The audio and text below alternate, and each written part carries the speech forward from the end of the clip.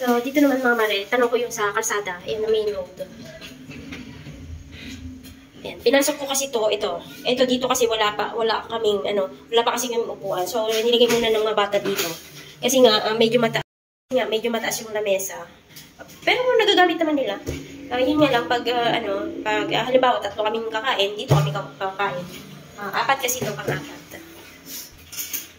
Ayan, ito yung kwarto. Maganda siya.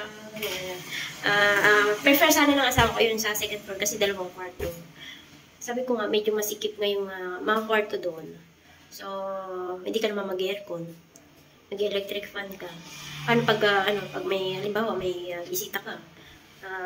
May sariling terrace siya, kaso maliit lang, direkta sa kwarto. Dito kasi, hindi mo na kailangan pumasok ka sa loob para So, pwedeng doon lang sa labas yung mga bisita. Hindi na kailangan pumasok. Kaya, ito yung prefer ng mga bata. Lalo pag may mga project sila, doon sila sa labas. Para hindi sila medyo nasisikipan. Ayan.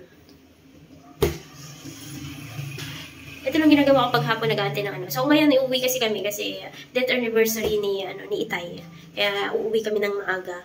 Kung medyo gabihin na siguro yung anak ko na isa, ewan ko lang, kasi gagabihin daw siya. Kasi alas 7 kasi yung niya yung last subject niya, hanggang 7 na. Kaya, hindi naman siya pwedeng mag-absent. Let's see kung paano. Kung mauna na lang kami ng mga bata, ng mga anak, ng asawa ko, so sorry. Kung mauna na kami ng ang asawa ko,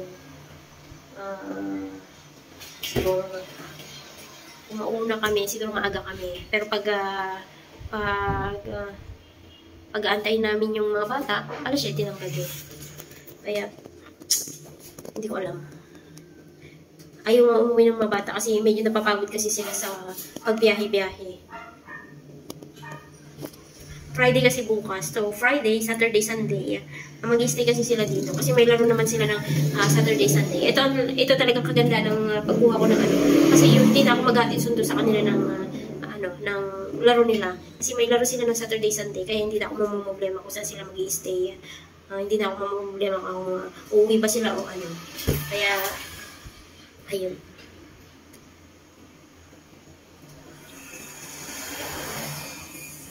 Ang mahirap lang dito yung mag-akyat baba ng mineral. So pag nataon na andito ako, tapos nataon na napansin ko yung maghahatid ng mineral. So pwede ko ipakyat. Pero pag hindi ko na tiyempuhan, pipilitan kami ang mag-akyat. So may binili naman yung maliit na na mineral yung asawa ko. Yung maliit na lagayan. Kaso wala kasing tubig ngayon. Ang ginagawa kasi namin, yung pinapanligo namin talaga yung mineral. No choice talaga. Hindi naman namin alam kung saan dito yung igiba ng tubig. Ang pinapagawa ko sa mga bata pag walang tubig. So yung mineral, kailangan pagkasyahin nila yung 3 tabo o 4 na tabo. Sabi ko, kailangan pag yung kalahating tabo, pagbuhos mo, nabuhusan mo na, pag nabasa mo na yung katawan mo, diretso shampoo, diretso hilahan mo sabon para maibanlaw nila yung kalahati, tapos yung isa, 'di ba? Para importante, maano nila lang yung katawan nila. So sabi ko, pagkasyahin nila yun. So yung isang mineral, so hati na sila doon. Tapos, pambuhos. Ang mahirap lang kasi pag nag-CR ka, yun lang talaga. So, hindi mo matsyempuhan. Paano na lang pag nataon na yung maya ka na si CR? Diba, iihi ka pa. Ay.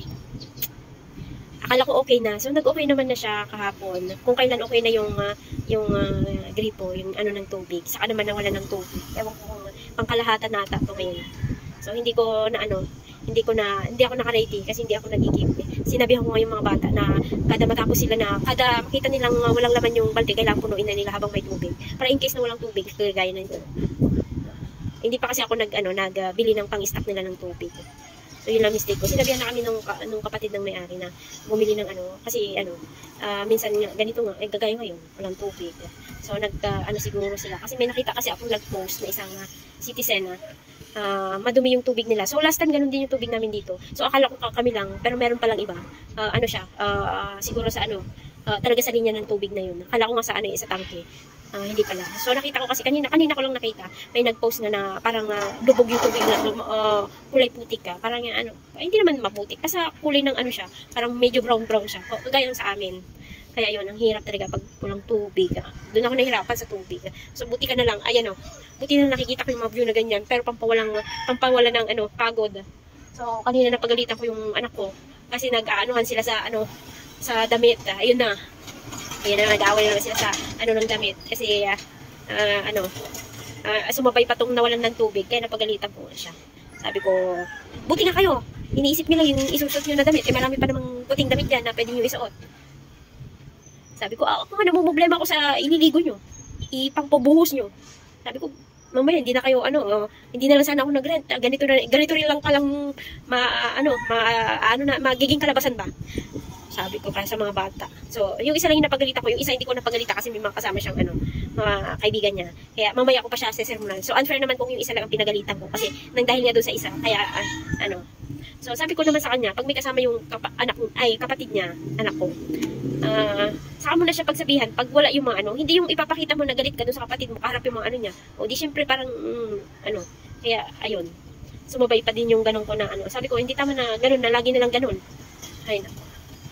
Ayun, sabi ko hindi na kayo mga bata na para pagsabihan, alam nyo na yung tama sa mali, kontrolin nyo yung ganito, ganyan, sabi ko. Kasi nga sumabay pa itong walang tubig. Ganitong walang tubig, sabi ko.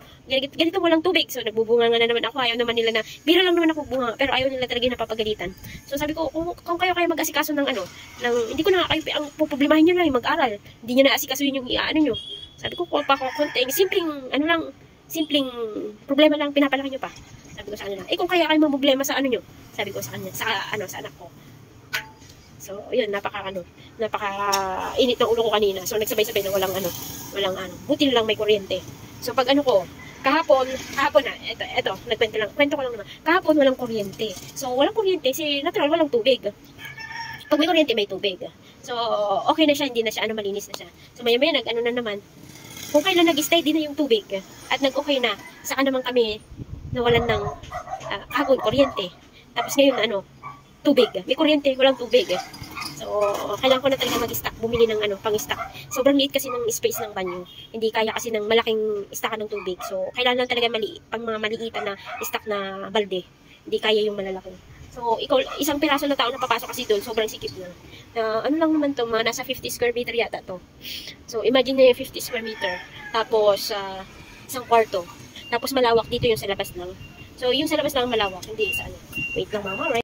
Ay, so nakita ko yung So, kaya ako tumambay dito kasi hinihintay ko talaga yung yung tubig. So, sabi ko, akyat nila dito sa taas. Kasi talaga hinihingal na talaga ako. So, di ba pag nag-deliver ka may 5 pesos. So, 2.5 kasi yung ko. So, 65 siya. So, may sukli pa siyang 35.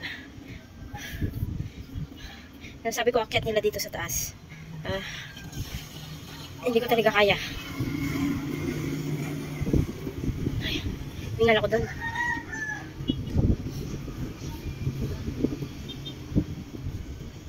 So, ayan, nagtali na ako. Mag-ulit ako. Continue na naman yung vlog ko. So, ayan mga bare. Ito, pwede na ako sumigaw dito. Ayan.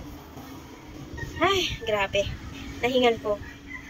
Kaya, sana binidyo ko yun, Kasi hindi ko kasi dala yung selfie stick ko.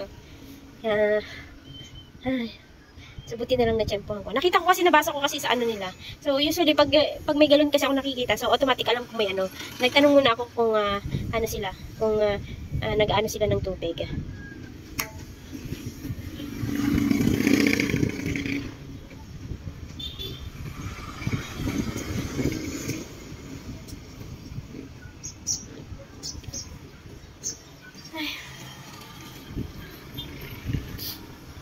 Hindi kasi ako pwede matulog dito. Wala kasi akong pagtulugan. So, isa lang yung kwarto. Wala masyadong gamit. Doon sa kasi wala ding upuan. So, wala pa talaga masyado. Wala kaming nilagay na So, 1 year lang naman ang namin dito. Ang kontrata. So, hanggang 1 year lang naman ang rent namin. Hindi naman namin i-exceed ng nagpasta. Basta matapos lang yung isa ko, yung grade 12. Kasi next year kasi, grade, na siya, college na. So, 4 na sila na magka-college. So, lilipat na kasi silang dalawa sa Manila para walang maghahatid sundo. So, ang ano neto, baka, ang plano kasi namin mag-asawa, baka nasa Manila ako neto. Kaming dalawa. Or, let's see. So, hindi nga sila magkakasya sa condo. Ginareklamo siya. Siyempre kasi naglalakihan na yung mga anak ko. Hindi naman na, ewan ko lang kung paano daw sila magkakasya sa condo. So, 1 year lang naman yung kontrata namin. So, hanggang 1 year lang naman din kami rito. Hindi naman to, yung pangmatagalan ba. Ngayong taon lang talaga. Kasi kailangan nga talaga na, yun nga, hatid sundo. So, syempre, pag nasa bahay lang ako, so, parang pakiramdam ko, iba na talaga, malalaki na yung mga bata. So, wala na ako. Yung asawa ko na lang inaasikaso ko. So, mamaya, tatawagin na naman ako ng asawa ko nito. Uwi na kami. So, ayan. Ang ganda talaga ng view, mga maris. So, ayan o. Baka nagsawa na kayo, paulit-ulit lang yung Ayan yung barko.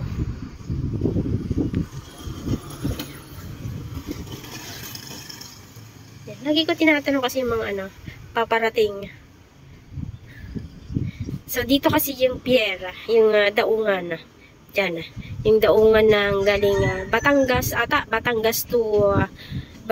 to dito Masbate, tapos Lucena to dito. Ewan ko may Batangas. Tapos yung mga iba galing Legazpi, yan. Diyan.